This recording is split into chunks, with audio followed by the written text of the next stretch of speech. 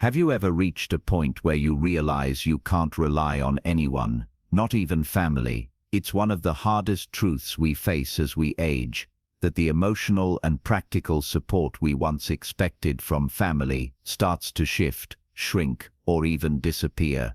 Kids get busy. Siblings have their own health problems. Friends move, fall ill, or pass on, and suddenly you're left wondering, who's really there for me? Now that question can hit like a brick wall if you're not ready for it. But here's the good news: you can be ready. In fact, you can build a life at 70 or beyond where you feel strong, grounded, and unshaken, no matter who stays or goes. This video is not about being bitter, it's about being wise. Because real support, the kind you can count on in the middle of the night or on a lonely afternoon, often doesn't come from family. It comes from 5 other sources that most people overlook until it's too late. These 5 things are the real backbone of a peaceful, independent life in your 70s and beyond. They are the quiet, powerful forms of support that don't disappoint, don't grow distant, and don't leave you feeling like a burden. Stick with me, because what I'm about to share may just change the way you think about aging and how powerful you truly are. Now let's get started. Number 1. Physical mobility. When you're in your 70s, the ability to move freely, independently, and without constant assistance is not just about walking, it's about freedom, it's about dignity. And in many ways, it's the single most important support you can have that doesn't rely on anyone else. Physical mobility means you can get out of bed without help. It means you can cook yourself a warm meal, reach up to your cabinet for the good dishes, or walk out the front door and breathe in the fresh morning air without waiting for someone to assist you. That's power, that's control over your life. And most importantly, that's a kind of emotional support that no one talks about, because it gives you confidence and reduces fear. When you can move your body, you worry less about being a burden.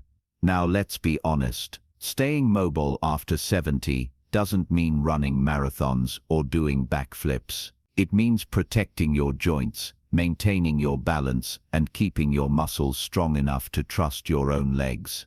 Small habits, like stretching every morning, walking for 15 minutes a day, or using light resistance bands, can make all the difference, and it's never too late to start. Many people think the decline in mobility is inevitable. It's not. In fact, the more you move, the more your body fights to keep moving. Your body listens to your actions more than your age. Psychologically, physical mobility helps combat a deep fear most older adults carry, the fear of helplessness. When your body becomes dependent, your mind starts shrinking too. You begin to second-guess yourself. You stop planning outings. You avoid trips. You decline invitations, not because you're uninterested, but because you fear not being able to manage. That's not aging, that's shrinking, and you don't have to live that way. Take Harold, a 78-year-old man I met at a park in Florida. He walks laps every morning with a cane, rain or shine. I asked him once why he's so committed, and he said, "Because the moment I stop walking is the moment I start waiting for someone to help me, and I don't want to wait. I want to live." His mobility isn't perfect, but it's his, and it gives him peace. He still drives to the grocery store, still visits friends on Sundays, and still climbs the 3 steps to his front porch with pride. Not because someone built a ramp for him, but because he refused to stop moving. The reality is, when you invest in your body, even a little bit, it gives you back a level of freedom most people don't appreciate until it's gone. Family may not always be there to take you to appointments or help you get up from a fall, but if your legs are strong, your core is stable, and your balance is steady, you can delay those needs. You can keep your independence longer than most expect. And that's the kind of support that gives you confidence, not just physically but emotionally. So if you're feeling stiff or weak these days, that's okay. Don't judge yourself, but start where you are. Move a little more today than you did yesterday. Stretch while you wait for your coffee to brew. Take one extra lap down the hallway. Because every small effort builds something big, your own reliable foundation. A foundation that walks beside you every step of the way, no matter who else shows up. Number 2, financial simplicity. When you reach your 70s, peace of mind doesn't come from how much money you have in the bank. It comes from knowing what you need, what you can manage, and how to live within your means, without fear or shame. Financial simplicity is one of the strongest supports you can rely on, and it's one of the few you can fully control without needing anyone else. You see, complicated finances become emotional baggage, juggling multiple accounts, trying to track every subscription, or feeling overwhelmed by credit cards. It's not just stressful, it eats away at your sense of stability. And when you're older, stability isn't just about comfort, it's about survival, because no matter how much family loves you, they can't erase financial chaos. But a clear, simple plan can carry you through the roughest patches, like a sturdy cane for your soul. And here's the thing most people miss. Simplifying your money doesn't mean giving up control. It means gaining control, a modest lifestyle that fits you, not someone else's expectations. The freedom to buy what you need, without second-guessing every dollar. It's like clearing out a cluttered closet.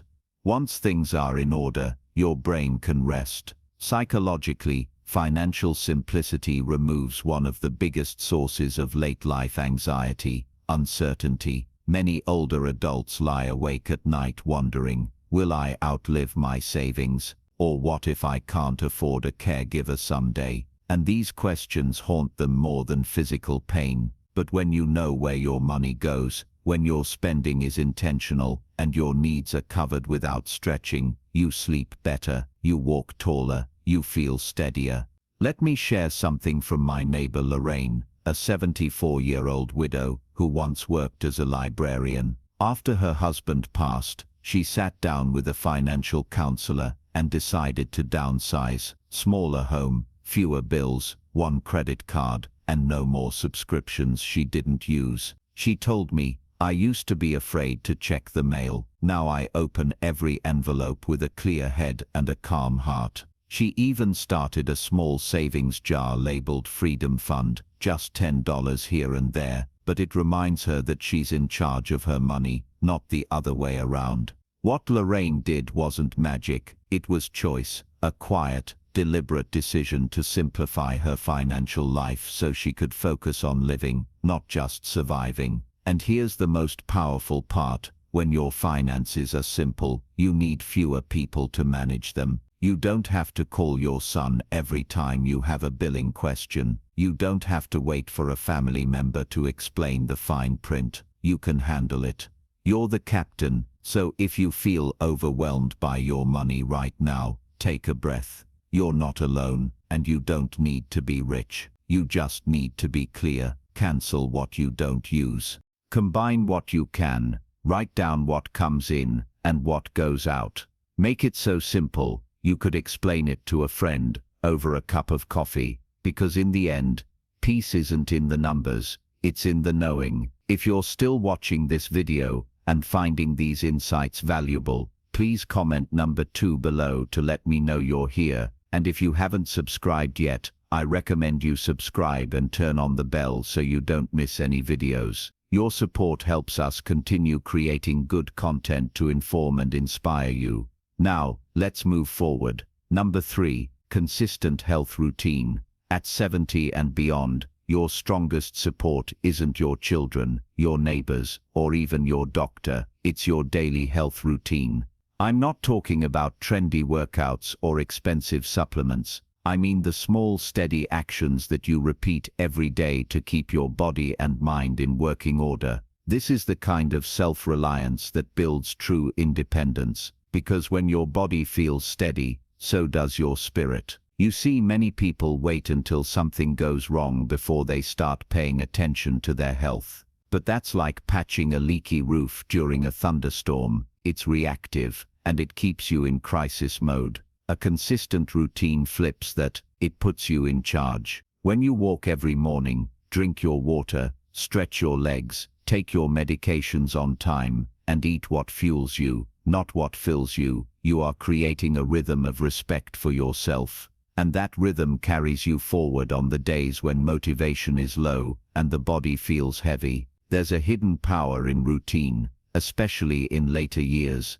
Psychologically, routines reduce anxiety because they remove decision fatigue. You don't have to ask yourself, should I do this today? You just do it. That predictability creates stability, which leads to confidence. And confidence is what keeps you from feeling like a burden on others. It lets you say, I'm still capable, I'm still in motion, and I still take care of me. Let me tell you about Frank, an 81-year-old former electrician I know.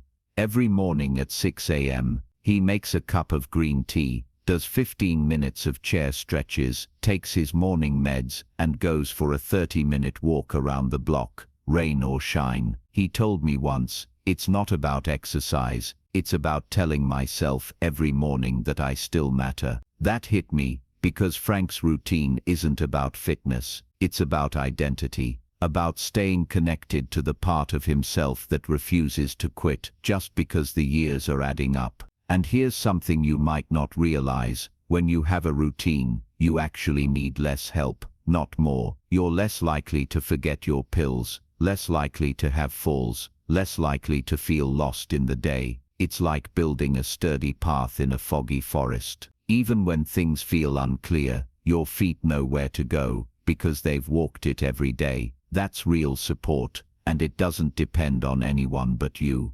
Of course, some days are harder than others. Your joints ache, or your energy dips, or the weather keeps you inside. That's okay. The routine can be flexible. What matters is not perfection but consistency. A little walk around the house, a few deep breaths by the window, drinking a full glass of water before bed. These aren't big tasks, but together they become a net that catches you, holds you up, and keeps you moving forward with grace. So if you're feeling stuck, or you've let your routine slide lately, start small, one habit, one action. Because every time you show up for yourself, you're proving that you are your own best caregiver, and that's a kind of support no one can take away. Number 4, emotional resilience. If there's one form of support that grows more valuable with age, it's emotional resilience. Not money, not even health, because when your emotions are strong, you can weather just about anything: loneliness, grief, setbacks, and yes, even the disappointments that sometimes come from family. Emotional resilience is what lets you sit in silence without feeling empty and face hardship without feeling destroyed. At 70, life has likely already thrown you a handful of losses, maybe more: a spouse passing, children drifting away, health declining. And the mistake many people make is thinking that emotional strength means never feeling sad. That's not it. Emotional resilience is about feeling deeply, but not being drowned by it. It's about letting the sorrow pass through you, not take root in you. This kind of strength doesn't come from pretending everything's fine. It comes from telling yourself, this hurts, but I can handle it. And the truth is, every time you do that, every time you sit with pain without running from it, you become less afraid of what's next. That's powerful. That's liberating. You're not leaning on others to carry your sorrow. You're learning how to hold it without it breaking you. Let me share a story. There's a woman named Eileen, 77, who lost her husband 5 years ago and lives on her own now. I asked her once, what gets you through the hard days? She said, I light a candle every night. Not because I'm religious, but because it reminds me I'm still here. I cry some nights. I laugh others. But I always tell myself, you made it through today. That small ritual is her way of honoring her pain without letting it swallow her. That's resilience. You see, emotional resilience isn't just about surviving the big tragedies. It's about managing the small disappointments too. When your son doesn't call, when a friend moves away, when you realize you can't do what you used to. If you crumble every time something shifts, life becomes too painful to enjoy. But when you have emotional strength, you gain freedom. You're not at the mercy of other people's choices or the world's changes. You're steady because you choose how to respond. Psychologically, emotional resilience rewires your brain. It helps your thoughts slow down. It teaches your nervous system not to overreact. It builds confidence that you can face uncertainty and still be okay. And in older age, when so much is uncertain, that's one of the most valuable gifts you can give yourself. Now, if you're wondering how to build emotional resilience, it starts with awareness. Talk to yourself with kindness. Allow your feelings to be real, but don't let them run wild.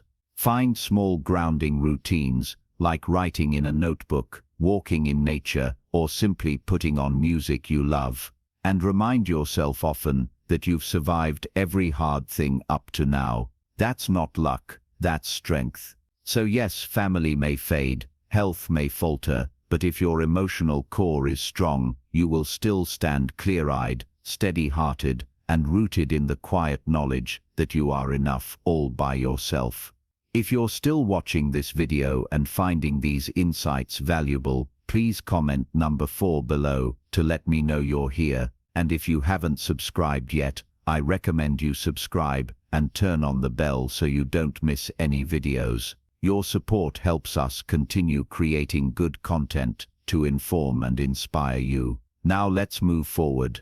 Number 5. A personal code of values. There's something deeply powerful about having your own set of values, especially after 70. When the world around you shifts, when people let you down, and when the future feels uncertain, your personal code becomes your compass. It tells you who you are, what matters, and how you want to live, no matter what anyone else does. Too many seniors lose their sense of direction because they've spent a lifetime living by others' expectations. They were the good parent, the faithful worker, the supportive spouse. But once those roles fade, they're left wondering, what now? That's where a personal code steps in. It says, this is who I am, and this is how I live, regardless of who's watching. A strong personal code might include things like honesty, kindness, responsibility, simplicity, or self-respect. These aren't flashy, they're not impressive to anyone but you, and that's the point. When you live by your own values, you stop needing approval, you stop chasing validation, you stop being rattled when someone disagrees with you because your peace doesn't depend on them. Let me tell you about Howard, a man I met in his early 80s. He once said, I have 5 rules. I speak the truth. I don't waste food. I always return a borrowed thing. I forgive fast. And I sleep with a clear conscience. That's it. And every day, Howard lives by that. He's not rich. He doesn't have a big family, but he walks around with a kind of quiet dignity that's rare. Why? Because he knows who he is. His code anchors him. Psychologically, having a personal code helps reduce regret. It makes your choices simpler. You don't lie awake wondering, did I do the right thing? Because you already know what the right thing is for you. It also builds internal stability. When life throws you a curveball, and it will, you're less likely to panic.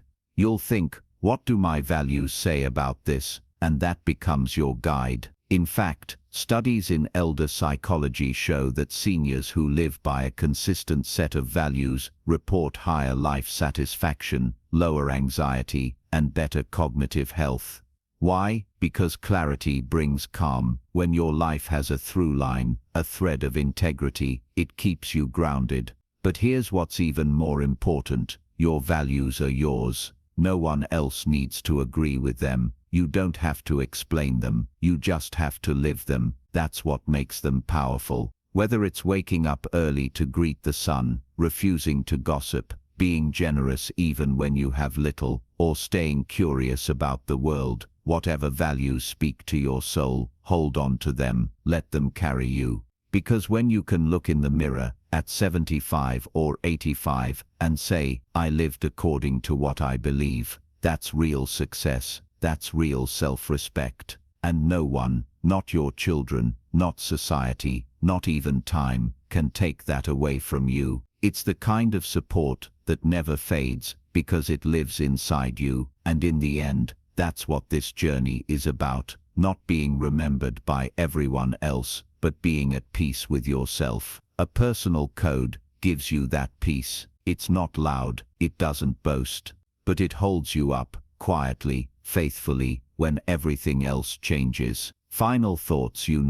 As we age, we often find ourselves reflecting on who really stands beside us when the lights are low and the days grow quiet. And it's not always who we thought. Family, friends, even our own bodies can become less dependable with time, but that doesn't mean we're left with nothing. In fact, the older we get, the more we realize that some of the strongest supports in our lives were never outside of us at all. They were within us, waiting for us to lean on them. Maybe it's the quiet strength of daily routines, the comforting rhythm that tells your mind and body you're safe, you're grounded. Or maybe it's the joy of small pursuits, things that make the hours feel meaningful, even when no one else is around. These are not just hobbies, they're lifelines to our own identity and purpose. Then there's physical self-maintenance. Something as simple as keeping your legs strong and your meals balanced can spell the difference between independence and dependence. It's a truth we don't always want to hear, but it's one that gives us the most control over how we age. Taking care of yourself isn't vanity, it's wisdom. We also talked about having a sharp mind, staying curious, staying engaged, staying alive in the world of ideas and change. When your brain keeps growing, so does your sense of relevance and resilience. You don't fade away, you adapt, you evolve, you surprise even yourself. And perhaps most quietly powerful of all, we explored having a personal code, a set of values that define who you are, no matter who walks in or out of your life. That's your compass, that's your armor, that's what allows you to age with dignity and die with peace. So what does this all mean? It means that the most reliable support system after 70 might not be a person, but a mindset, a way of living rooted in habits, beliefs, and practices that keep you steady no matter what the world does. It's about becoming your own foundation, because when you can stand strong alone, you never really feel alone.